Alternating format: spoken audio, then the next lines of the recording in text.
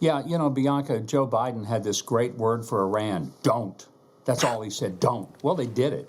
And so now it's like the university presidents are saying to the students, don't. You got to be out by 2. And when they hang around, what do? They don't do anything. If there are no consequences, you continue to have this kind of behavior.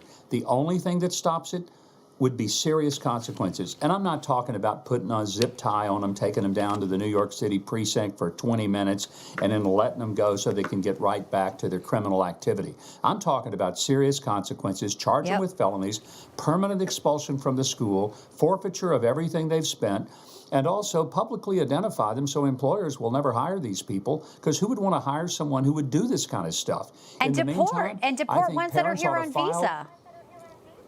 Yeah, but parents ought to be filing lawsuits against Columbia and civil lawsuits against these students for denying their own children an opportunity to get an education.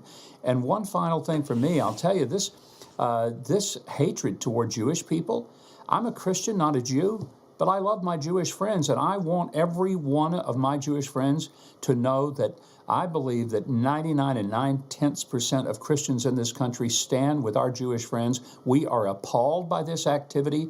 We find it repulsive. If they can do this to Jewish people, they will do it to any and every other group, just as an excuse to commit violence and to do awful things and to distribute their hate. This is unacceptable in a civilized society. These are not civilized people, and they're not serious people. And one other thing, Bianca, why don't they force them to show their student ID to get on that campus? I know that Democrats hate photo ID, but if you don't have a student ID, you have no business being on that campus. So say, where's your student ID? Let us see it. We'll take a picture of it, find out who you are. If you don't have one, off you go. They won't do that because they know mixed in are some people that could be extremely bad actors working and funded to agitate, professional actors here, really crisis actors. All right, so I'd like to get your reaction. So much is happening on day 9 of the Trump trial. He has the gag order, $9,000. The judge said, well, we'll jail you if you keep violating it.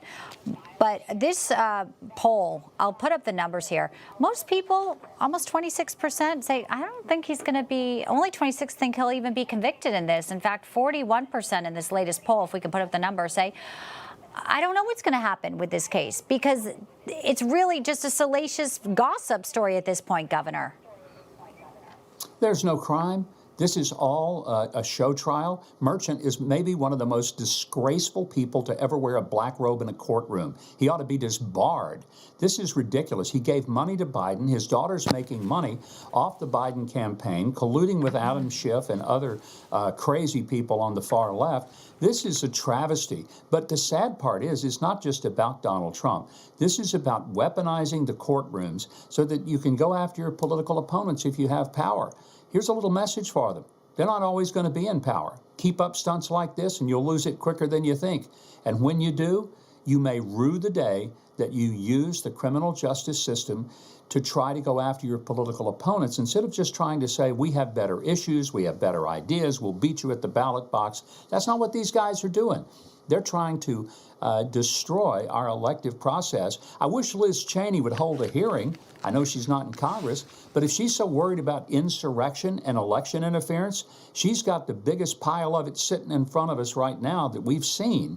And I just wish some of these folks who were so worried about what happened January 6th would get a little bit worried about what's happening right now, today, in our courtrooms. It's a travesty. I just cannot get my arms around the fact that there are people who defend this kind of attack, whether it's Donald Trump or somebody else. It's got to stop.